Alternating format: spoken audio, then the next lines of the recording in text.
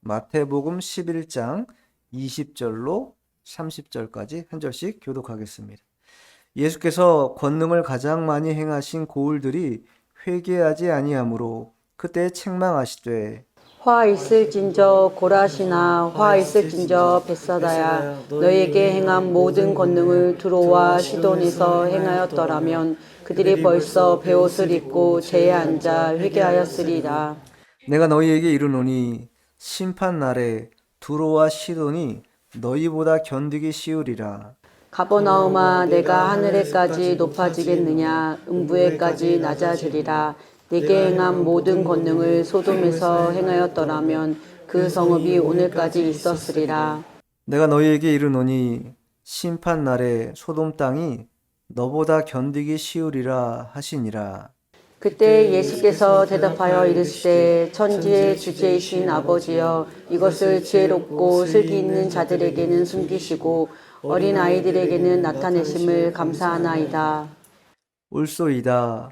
이렇게 된 것이 아버지의 뜻이니이다. 내 아버지께서 모든 것을 내게 주셨으니 아버지 외에는 아들을 아는 자가 없고 아들과 또 아들의 소원대로 계시를 받는 자 외에는 아버지를 아는 자가 없느니라. 수고하고 무거운 짐진 자들아, 다 내게로 오라. 내가 너희를 쉬게 하리라. 나는 마음이 온유하고 겸손하니 나의 멍에를 메고 내게 배우라. 그리하면 너희 마음이 쉼을 얻으리니.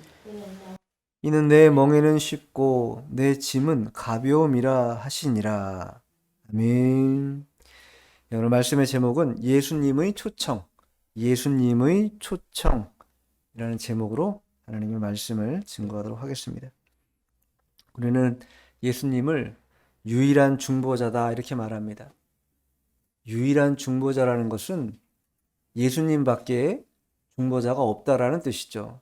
다른 사람들은 중보자일 수 없다라는 것입니다. 그러면 중보자라는 것은 뭐냐? 쉽게 말하면 어떤 적대적인 관계이거나 시시비비를 가려야 되는 그런 상황에서 양자 간에 중간에 서서 화해나 화평의 일들을 도모하는 자, 그러한 자가 바로 중보자 혹은 중재자 이렇게 말하지요.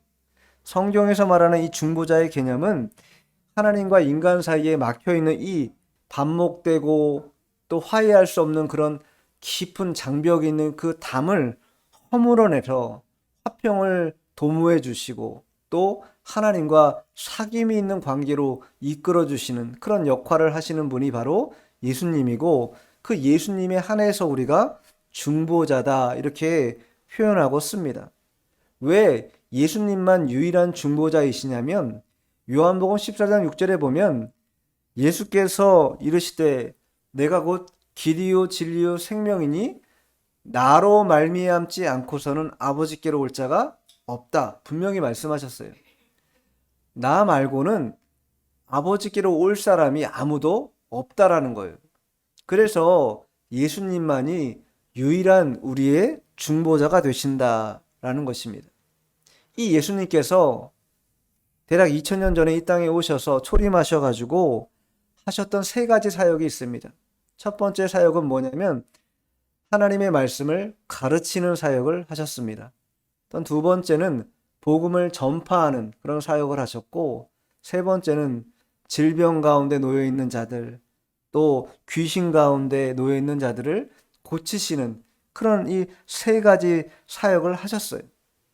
이 세 가지 사역 다 무엇이 나타났는가 하면 예수님의 권능이 나타났다. 하나님의 큰 능력이 나타났다라는 것이 그리고 그 많은 사람들이 예수님의 이 권능을 직간접적으로 다 경험하고 봤습니다. 그런데 그러한 예수님의 놀라운 이적과 이런 가르침들을 받은 사람들 가운데 두 부류로 양분되는 상황이 벌어졌다라는 거예요. 첫 번째는 어떤 사람들이었는가? 많은 사람들이 이 예수님의 이 권능을 봤음에도 불구하고 무엇하지 않는가? 회개하지 않았다라는 거예요. 회개하지 않고 예수님을 쫓아가지도 않고 따르지도 않는 그렇게 반응하는 사람들이 있었는가 하면 다른 사람들은 예수님의 이런 놀라운 초청의 일들에 대해서 어떻게 했는가? 진심으로 감사하면서 그 말씀을 받아들이는, 수납하는 그러한 일들을 행하는 그러한 사람들도 있었습니다. 오늘 본문은 특별히 20절로 24절까지는 이 고라신, 벳세다, 또 가버나움이라고 하는 이 도시에서 예수님이 놀라운 그러한 일들을 많이 베푸시고 또 나타나셨음에도 불구하고 회개하지 않는 자들, 주님을 믿으려고 하지 않는 자들을 말씀하고 있습니다. 또한 그러한 자들에게는 분명히 하나님의 책망이 있은 이후에 심판이 있게 된다라는 것을 분명히 하셨어요. 그러나 그것만 하신 게 아니라 이제 25절로 마지막 30절까지는 그렇게 마지막 날에 심판받을 너희들에게 나 자신, 즉 예수님 자신을 무엇하신 것이냐? 초청하신 것이죠. 예수님을 만날 수 있도록 예수님께 나아오라고 초청하는 장면이 오늘 25절로 30절까지의 내용에서 나오고 있는 것입니다. 자, 그러면 전반부 이 고라신, 벳세다, 가버나움이라는 지역에서 그들이 회개하지 않고 돌이키지 않았던 이유가 무엇인가 한번 살펴보겠습니다. 자, 20절, 21절 두 절 같이 읽습니다. 예수께서 권능을 가장 많이 행하신 고을들이 회개하지 아니하므로 그들에게 책망하시되 화 있을진저 고라시나 화 있을진저 벳세다야 너희에게 행한 모든 권능을 두로와 시돈에서 행하였더라면 그들이 벌써 베옷을 입고 제에 앉아 회개하였으리라. 예수님께서 권능을 가장 많이 행하신 고을들, 대표적으로 오늘 본문에는 고라신이라는 그런 지역과 벳세다라고 하는 지역. 갈릴리 호숫가에 보면요, 갈릴리 호수가 있고 그 밑으로 쭉 요단강이 있는데 갈릴리 호수 북쪽에 보면요, 벳세다가 있고 또 고라신이라고 하는 지역이 있습니다. 예수님이 이 갈릴리 지역에서 굉장히 오랫동안 활동하셨고 그리고 그곳에서 많은 그런 하나님의 일들을 나타내셨는데도 불구하고 그들이 뭐하지 않았는가?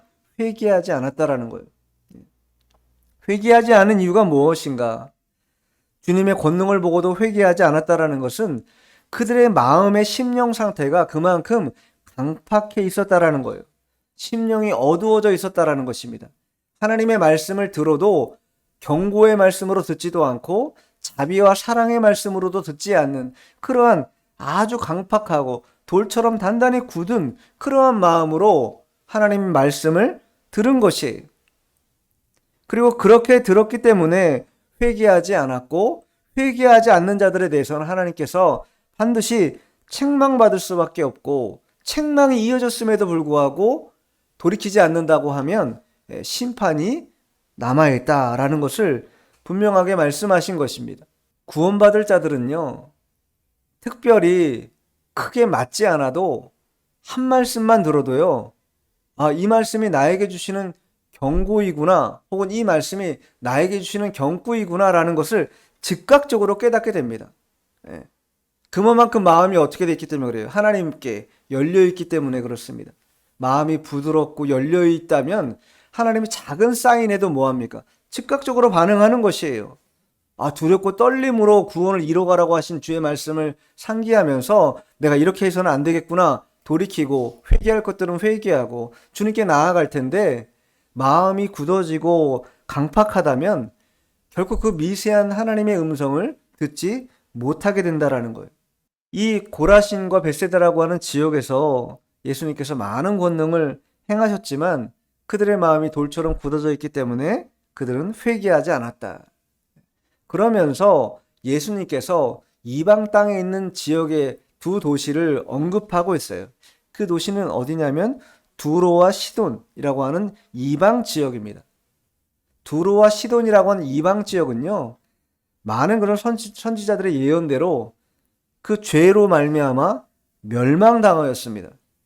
그런데 이 가버나움 갈릴리 지역에 있는 고라신과 벳세다라고 하는 이 지역이 얼마나 완악했는지 두로와 시돈이었다면 너희들 이러한 권능 행했다면 너희들처럼 이런 식으로 반응하지는 않았을 거다라고 예수님이 말씀하고 있다라는 거예요. 그러니 얼마나 이 고라신과 벳세다 지역에 있는 사람들이 예수님의 말씀을 듣지 않은 것인가. 극도로 듣지 않은 것이다. 들으려고 하지도 않았다라는 거예요. 그러나 그러한 자들에게는 반드시 하나님께서 그에 상응하는 그러한 책망의 일들과 심판의 일들이 있다라는 것을 분명하게 말씀해 주셨어요. 우리가 흔히 회개하지 않아도 뭐 잘 먹고 잘 사는 사람들이 얼마나 많는가, 돌이키지 않아도 하나님의 벌은 나에게 임하지 않는다, 이렇게 생각하는 사람들이 많습니다. 그러나 그것은 큰 오산이라는 거예요. 반드시 마지막에는 결정적으로 하나님의 심판의 자리에 다 서게 되는데, 자, 디모데전서 5장 한번 찾아보죠. 디모데전서 5장 24, 25. 어떤 사람들의 죄는 밝히 드러나 먼저 심판에 나아가고 어떤 사람들의 죄는 그 뒤를 따르나니 이와 같이 선행도 밝히 드러나고 그렇지 아니한 것도 숨길 수 없느니라. 어떤 사람들의 죄는 밝히 드러난다라는 거예요. 그렇죠. 즉각적으로 드러나서 그 죄에 대해 상응하는 그런 책임을 묻고 책망받고 돌이키면 오히려 뭐예요? 그게 전화위복이 되는 것이에요. 오히려 좋은 것입니다. 신앙적인 면에서. 근데 문제는 나중이 문제인데, 어떤 사람들의 죄는 그 뒤를 따른다. 이 땅에서는 밝혀지지 않을 수 있다라는 거예요. 그러나 밝혀지지 않는다고 해서 그것이 사라지고 없어질 것이냐? 그렇지 않다라는 거예요. 마지막 심판 때 가면요, 회개하지 않은 것으로 말미암아 더 큰 하나님의 책망과 형벌을 받게 된다. 그 뒤를 따르게 된다라는 거예요. 이와 같이 선한 일도 마찬가지다. 지금 당장 드러나지 않는다고 해서 그것이 가리워지거나 숨겨진 것 같으나, 그러나 하나님은 그것을 가리우지도 않고 숨기지도 않으신다라는 거예요. 심판대 앞에 가면 행한 대로 다 하나님께 책망받을 것 책망받고 칭찬받을 것은 다 칭찬받게 되는 것입니다. 그러니 현상 때문에 현혹되면 안 된다. 그러니까 우리 주변에 열심히 죄 지으면서도 떵떵거리며 잘 사는 사람들이 엄청나게 많습니다. 그러나 그들의 마지막을 여러분, 그들이 이 땅에서 살아왔던 그런 평안함, 그런 즐거움, 이런 것이 있을 것이냐? 그렇지 않다라는 것이, 반드시 그것에 상응하는 하나님의 책망과 심판이 불같이 떨어지게 된다라는 것을 알아야 합니다. 그것을 사람들이 모르기 때문에 경거망동하고 함부로 막 사는 것이죠. 죄 짓고 살면서도 사람들 눈만 속이면 다 될 것처럼 생각하고 그렇게 살아가지만, 그것은 엄연하게 하나님을 모욕하는 것이다. 그래서 우리가 어떤 일을 하는 데 있어서 기도하지 않는데도 일이 잘 술술술 풀릴 때가 있습니다. 기도하지 않는데 뭔가 일이 잘 돼요. 내 인생도 막 펼쳐지는 것 같고 물질도 막 풍성해지고 관계도 좋아지고 여러 가지로. 근데 문제는 뭐냐? 기도하지 않는데도 그런 일이 벌어진다라는 거죠. 그러나 그것은 결코 좋은 일이 아니라는 거예요. 우리가 어떤 삶을 살아가는 데 있어서 내가 기도하지 않고 있는데, 내가 아무것도 하나님 앞에 호소하지도 않고 있고 아무것도 하나님을 의뢰하지도 않고 있는데 이 세상에서 뭔가 잘 나가고 잘 되어진다, 그냥 복이 아닙니다. 반드시 마지막 때에 그에 상응하는 값을 지불해야 될 때가 반드시 돌아오고 만다라는 것이, 오히려 기도하지 않고 있었다면 차라리 기도하지 않고 있는 것에 대한 책망을 듣는 게 좋습니다. 차라리. 그럼 뭐 할 수 있어요? 돌이키어서 두렵고 떨리는 마음으로 주님을 찾고 나아가 기도할 수라도 있는데, 그렇지 않고 아무것도 안 하는데 너무 잘 풀려지는 그런 삶이라고 하면 그것이 오히려 나를 어렵게 만들 수도 있다는 것을 알아야 하는 것이, 이 고라신과 벳세다라는 지역이 바로 그러했습니다. 그러나 거기에 그치지 않고 가버나움이라는 지역은 더 심했다. 어떤 면이 더 심했는가? 그들이 왜 책망과 심판에 놓일 수밖에 없었는가? 예수님이 직접 말씀해 주고 있는데, 자, 본문 23절, 24절 두 절 읽습니다. 시작. 가버나움아 내가 하늘에까지 높아지겠느냐 음부에까지 낮아지리라. 내게 행한 모든 권능을 소돔에서 행하였더라면 그 성이 오늘까지 있었으리라. 내가 너희에게 이르노니 심판 날에 소돔 땅이 너희보다 견디기 쉬우리라 하시니라. 가버나움아, 내가 하늘에까지 높아지겠느냐. 가버나움 사람들의 교만함을 지적하고 있는 것이죠. 하늘에까지 그 마음이 뭐예요? 높아져 있다라는 거예요. 기고만장해 있는 것이에요. 아나무인인 것이에요. 아무것도 보이는 게 없어요. 그러니 전혀 회개할 마음이 없는 것이죠. 왜? 충분히 나에겐 많고 충분히 나는 모든 것을 할 수 있다라고 생각하기 때문에 회개할 것도 없고 내가 다른 이에게 아쉬운 말을 할 필요도 없는 그런 기고만장한 상태라는 거예요. 그러나 예수님 뭐라고 말씀하십니까? 그러한 자들은 반드시 뭐가 있어요? 음부가 있다라는 거예요. 그렇게 높아진 마음으로는 반드시 음부에까지 낮아지는 역사가 나타나게 될 거다. 이거를 지금 지적하고 있다라는 거예요. 음부라는 것이 무엇입니까? 지옥을 뜻하는 것이죠. 어둠의 영역을 뜻하는 것이죠. 하나님을 만나 배울 수 없는 그러한 땅을 지칭하는 것입니다.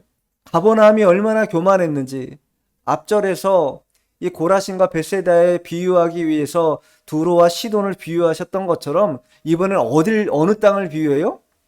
소돔 땅을 비유하고 있다는 거예요. 여러분, 소돔 땅은요, 창세기에 나오는 죄악이 관영한 땅입니다. 그것 때문에 소돔과 고모라에 불이 떨어져서 멸망받은 땅이에요. 그런데 그 소돔 땅보다도 지금 가버나움이라는 이 땅에 살고 있는 사람들의 마음의 이 교만함과 높은 마음이라는 게 어떻다라는 거예요. 너무 마음이 높아져 있다라는 거예요. 그러한 마음으로는 음부에게까지 낮아질 일밖에는 남은 것이 없다. 분명히 말씀하고 있어요. 자, 히브리서 한번 찾아보죠. 히브리서 2장 2절로 3절. 천사들을 통하여 하신 말씀이 견고하게 되어 모든 범죄함과 순종하지 아니함이 공정한 보응을 받았거든. 우리가 이같이 큰 구원을 등한히 여기면 어찌 그 보응을 피하리요. 이 구원은 처음에 주로 말씀하신 바요 들은 자들이 우리에게 확증한 바니. 천사들을 통하여 하신 말씀, 모세가 시내산에 40일 동안 올라가서 하나님 말씀을 받았는데 그때 그 받은 말씀을 말하는 것이에요. 그 율법을 말하는 것인데 그 율법 또한 경고하게 돼요. 범죄하는 자들, 순종하지 않은 자들에 대하여 어떻게 공정하게 보응하게 될 것인지 분명히 알려주고 있다는 거예요. 근데 하물며 그거조차도 지키지 않는다라는 거예요. 그런데 3절에 말한 것처럼 이같이 큰 구원을 예수님께서 실제 이 땅에 오셔가지고 우리에게 십자가의 몸을 다 들여서 주신 이 놀라운 큰 구원까지도 등한히 여긴다, 가볍게 여긴다 라고 하면 그 보응을 어떻게 피할 수 있겠냐라는 거예요. 결코 피할 수 없다라는 것이, 그것을 하나님의 말씀으로 우리에게 확증하셨다라는 거예요. 하나님의 말씀 떠나서는 아무것도 얻을 것도 누릴 것도 없다. 하나님의 말씀에 그것이 책망의 말씀이든 혹은 위로의 말씀이든 하나님의 말씀이라면 단마음으로 기쁜 마음으로 받아들여야 한다라는 것이, 그게 나에게 복이 되는 것입니다. 그런데 언제나 우리가 취사 선택하지요. 쓴 약은 먹고 싶지 않은 것이죠. 책망하고 내 이 강팍함을 부수기 위하여 뭔가 하나님께서 따끔하게 말씀하시는 것에 대해서는 귀를 닫고 듣고 싶지 않은 것입니다.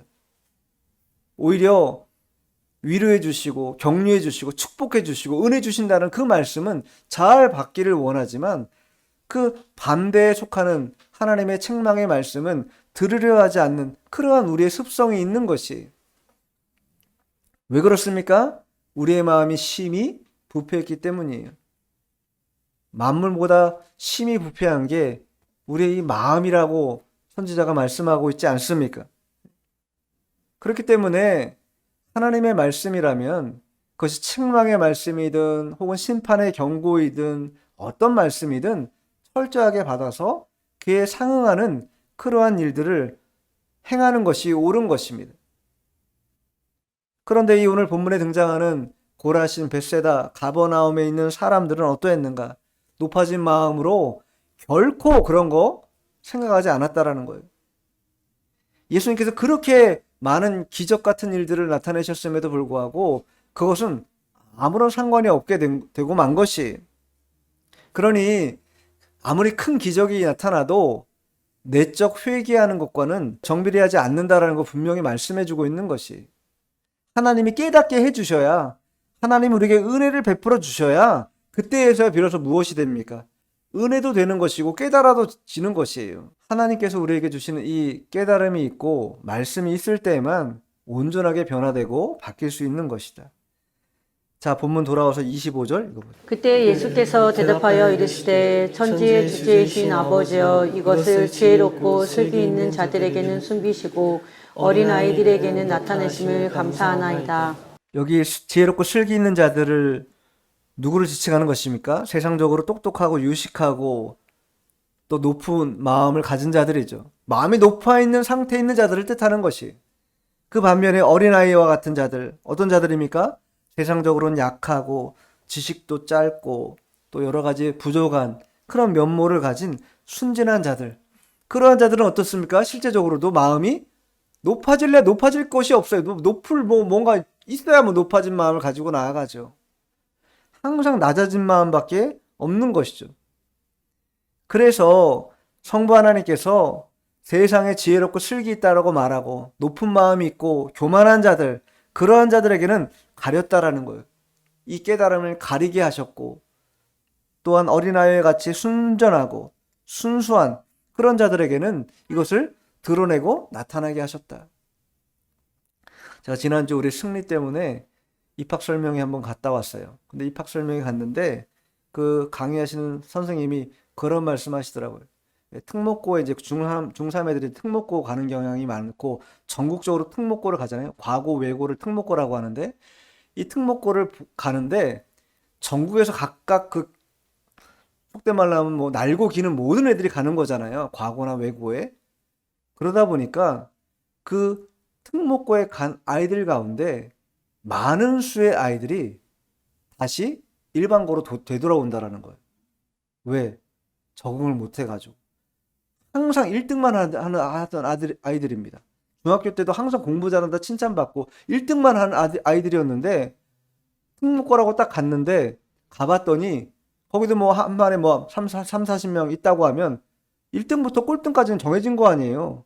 꼴등이라 할지라도 그 친구는 중학교 때까지만 해도 공부 잘한다 뭐 칭찬받고 나름 자기 마음에도 나는 공부 잘해 라는 그런 마음이 있었을 텐데 고등학교를 딱 올라가 보니 경쟁에서 완전히 밀려지는 것 때문에 그 친구들이 적응하다 결국 못해가지고 어떻게 되는가? 일반고로 다시 되돌아가서 그 선생님의 말에 의하면 그런 친구들은 대체적으로 어떻게 가는가? 전문대 정도 그냥 가고 만다라는 거예요. 더 좋은 곳을 지향해서 공부하려는 그런 의욕이 완전히 꺾어버려가지고 아무것도 못하고 그냥 무너지는 그런 상황을 안타깝게 많이 보셨다고 이렇게 얘기해 주시더라고요. 그 왜 그렇습니까? 우리의 마음에 높아진 마음이 있기 때문이에요. 항상 나는 뭐든 잘하고 뭐든 1등이고 뭐든 뭐 해낼 수 있다. 또 그리고 세상적으로도 그렇게 칭찬을 받는다. 그렇다고 해서 그것이 전부인가? 그러면 그 특목고에서 1등하는 친구들은 그러면 또 다른 경쟁에 가면 항상 그것이 또 1등이겠습니까? 그런 사람은 몇 되지도 않고 인생이라는 건요 1등이라고 해서 선착하는 게 아니라고 분명히 전도서에 말씀하고 있어요. 그런 것처럼 높아진 마음, 예수님께서 오늘 말씀하시는 것처럼 지혜롭고 슬기 있는 자들, 그러한 자들이 세상적으로는 그럴 수 있을런지 몰라도 하나님의 이 놀라운 비밀을 깨닫는 면에서는 너무나 약하다라는 거예요. 할 수 있는 게 없다라는 거예요. 가버나움도 고라신도 벳세다도 그런 교만한 마음 때문에 책망받고 심판받게 된다라는 거예요. 교만한 마음, 무슨 마음이 교만한 마음입니까? 하나님의 말씀을 들으려 하지 않는 마음이 교만한 마음이에요. 그것이 서로 책망이라고 하는 말씀으로 나에게 주신다 할지라도 그것을 달게 받아야 될 텐데 책망의 말씀은 받지 않겠다. 나를 위로해주고 나를 사랑한다는 말씀만 주시라. 나는 그것만 받겠다 라고 하는 마음이 무슨 마음이에요? 교만한 마음이라는 것이. 그러나 그러한 자들은 하나님의 은혜를 받을 수 없다. 베드로전서 5장 5절에 보면요, 하나님은 교만한 자들을 어떻게 하신다고요? 대적하신다고 분명히 말씀하셨어요. 교만한 자들은 대적하시지만 겸손한 자들에게 어떻게 하신다고요? 은혜를 베풀어 주신다. 교만한 자는 대적하시지만 겸손한 자에게는 하나님의 무한하신 은혜를 베풀어 주시는 것이 하나님의 뜻입니다. 그러니 우리가 하나님 말씀에 항상 겸손하게 그것이 무엇이 됐던 잘 받는 것이 중요하다. 꺼리지 말고 받고 순종하는 것이 복된 길이다. 오늘 이 새 도시를 통해서 우리에게 말씀해 주고 있는 것이. 자, 보면 본문 26절 읽어보죠. 26절 시작. 옳소이다. 이렇게 된 것이 아버지의 뜻이니이다. 무엇이 옳다라는 것입니까? 이 하나님의 계시의 말씀을 그대로 받아. 그것이 무슨 뜻인지 또 나에게 어떤 영향이 있는지 잘 모를 수도 있지만 그대로 받아서 믿는 사람만 뭐예요? 깨닫게 되는 그 일이 바로 옳다라는 것이. 나머지 사람들은 왜 옳지 않아요? 나머지는 사족을 달거든. 이거는 이래서 안 된다. 이건 저래서 안 된다. 내 생각에는 이게 맞지 않다. 저것이 맞지 않다.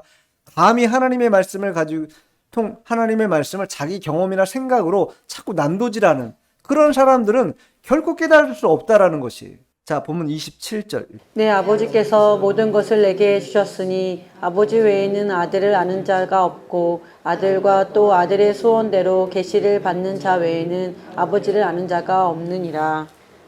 내 아버지께서 모든 것을 내게 주셨다. 자신이 이런 권한을 행사할 수 있고 이런 놀라운 역사들을 일으킬 수 있는 그 근원이 뭐냐, 원동력이 뭐냐 하면 성부 하나님께서 내게 주셨기 때문에 내가 이 일을 감당할 수 있다라는 것이. 예수님도 아버지의 뜻을 받들어서 순종함으로 열매를 맺혀드리고 하나님의 일들을 감당하셨던 것처럼 우리들도 하나님의 말씀을 순종하고 또 믿음으로 말미암아 그대로 순종해 나아가는 것. 그것이 주님이 원하시는 뜻이다. 이것입니다. 그러면 이 하나님께서 예수님께 주신 이 권한, 권능이라는 게 무엇이냐? 크게 세 가지인데 첫 번째, 죄 용서의 권한을 예수님께 허락해 주셨다. 죄를 용서하는 그러한 권세를 예수님에게 허락해 주셨다. 두 번째는 뭐예요? 바다도 바람도 다스릴 수 있는 권세를 주셨다. 자연 만물을 다스릴 수 있는 그런 권세를 주셨다. 세 번째는 뭐냐? 죽음과 질병을 치료하고 또 치유하고 낫게 하고 살리는 역사, 이러한 권능도 예수님에게 주셨다라는 거예요. 그래서 마태복음 28장 18절에 보면 예수께서 나와 말씀해 이르시되 하늘과 땅의 모든 권세를 내게 주셨다, 이렇게 말씀하고 있다는 거예요.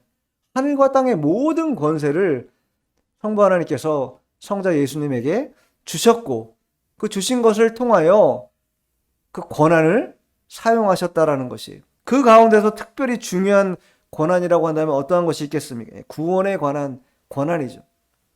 영혼을 구원해내는 그런 권한이야말로 가장 복된 주님의 권한 가운데 한 가지다. 이 권한이라는 것을 그러면 예수님은 어떻게 허락하시는가, 어떻게 주시는가? 주님의 뜻대로 주신다라는 거예요. 우리의 힘이나 노력으로 되어지지 않는다.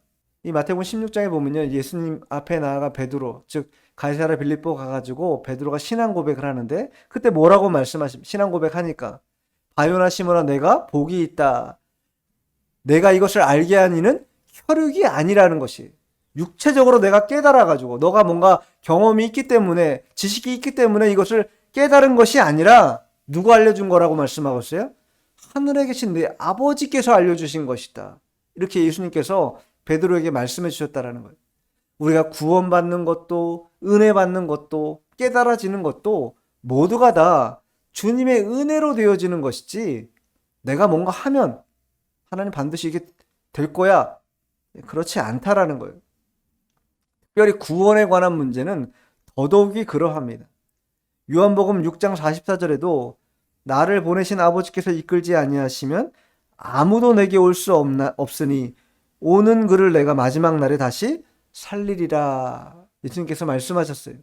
아버지께서 이끌지 않으면 그 누구도 예수님께 나아갈 수 없다. 분명히 말씀하셨어요. 그러면서 이제 그렇게 힘들고 지친 자들을 이제 초청하시는 내용이 오늘 본문에 나오고 있는 것입니다. 자, 28절, 본문 28절. 수고하고 무거운 짐진 자들아 다 내게로 오라. 내가 너희를 쉬게 하리라. 이 고라신 벳세다 가버나움 마을에 있는 사람들이 어떠한 상태였습니까? 무감각하고 불신앙에 빠져 있는 그런 사람들이었습니다. 그러나 그러한 자들에 대해서 지금 수고하고 무거운 짐진 자들아 다 내게로 오라 이렇게 초청하고 있다라는 거예요.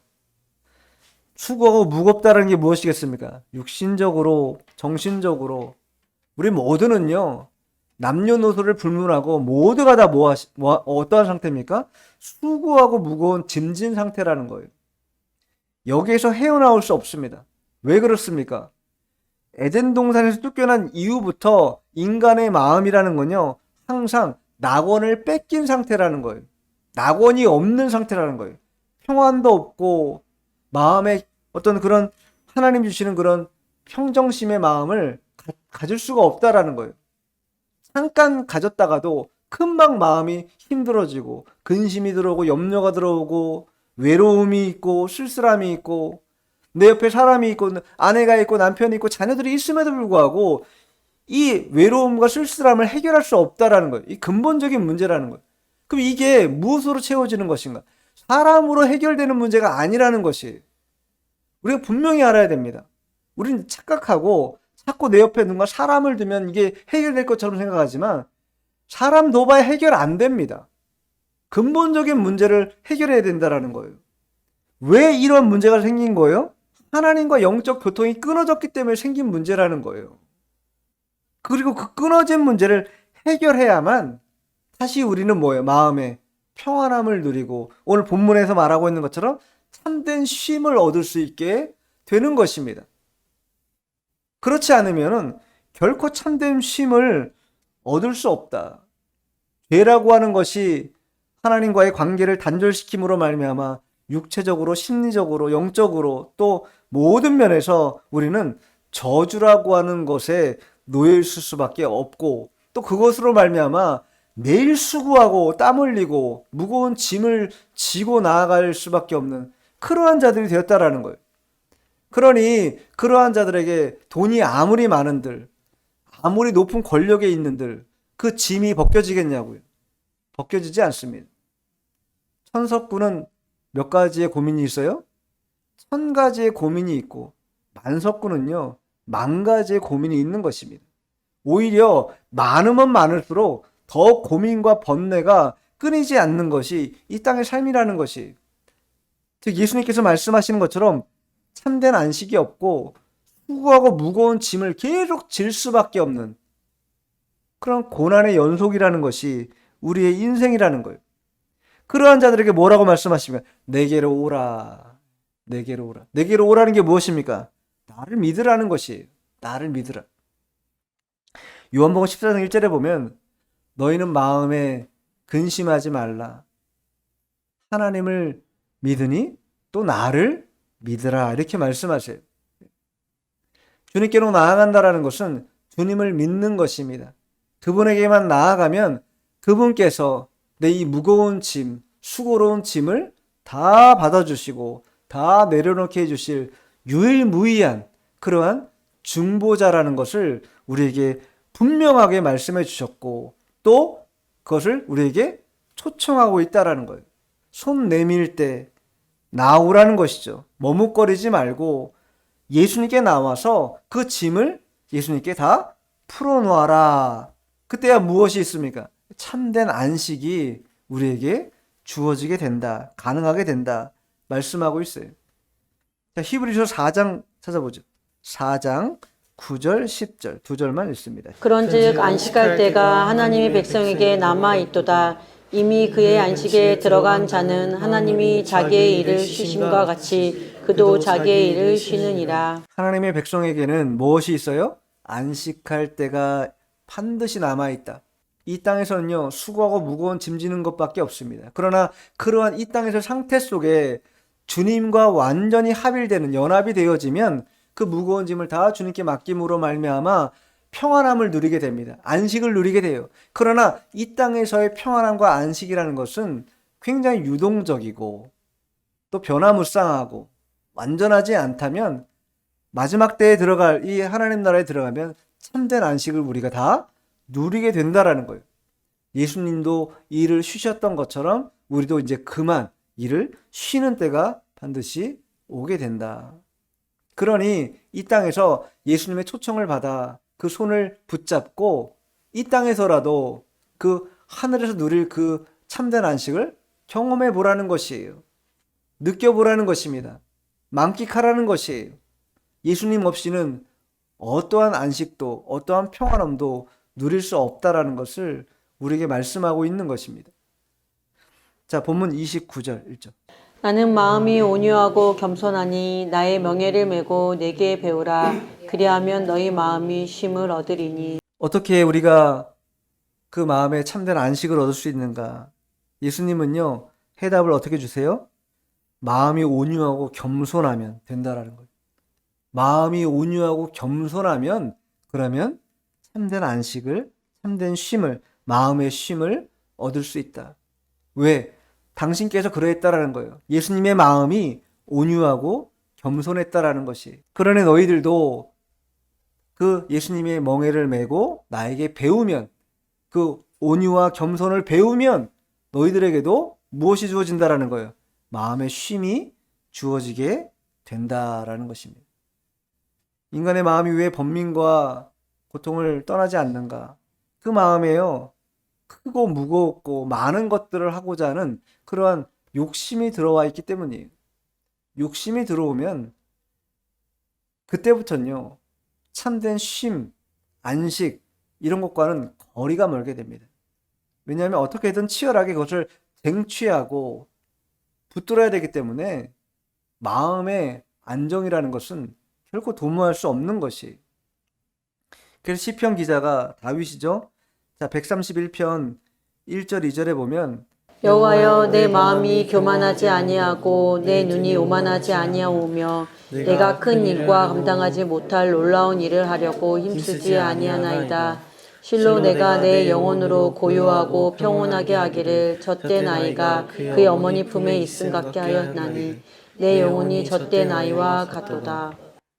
바른 성경에는 어떻게 써 있냐면 이렇게 써 있어요. 여호와시여 내 마음이 교만하지 않고 내 눈이 높지 않으니 나는 큰 일들과 놀라운 일들을 멀리 했습니다. 가까이 하지 않았습니다. 오히려 그 반대로 큰 것과 많은 것들, 놀라운 일들을 가까이 하지 않고 오히려 나는 어머니의 품에 안긴 젖된 아이같이 내 마음을 고요하고 평온하게 하였으니 내 마음이 젖된 아이 같습니다. 이렇게 표현하고 있어요. 우리가 스스로 짐을 지는 것, 무거운 것을 지는 이유가 다 여기에 있는 것입니다. 내 마음이 높아져 있거나 눈이 높거나 큰 일과 놀라운 일들을 계속 도모해요. 뭔가 새로운 걸 계속 만들려 해요. 그것이 있어야 된다고 생각합니다. 그러나 그러한 상태로는 참된 안식과 평안을 젖된 아이가 누릴 수 있는 그런 깊은 고요와 평온 속으로는 들어갈 수 없다라는 것입니다.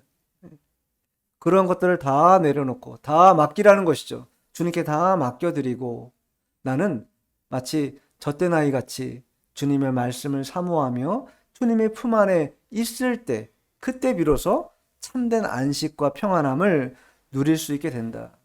그리고 그때가 되어야 오늘 본문 마지막 30절이죠. 이는 내 멍에는 쉽고 내 짐은 가벼움이라 하시니라. 이 말씀대로 그 어떤 것도 무겁지 않고 또 그 어떤 것도 어렵지 않고 쉽고 가벼운 일이 될 수 있다라는 것입니다. 우리 속에 있는 이런 모든 염려와 걱정과 큰 일을 우리는요 다 주님께 맡겨야 됩니다.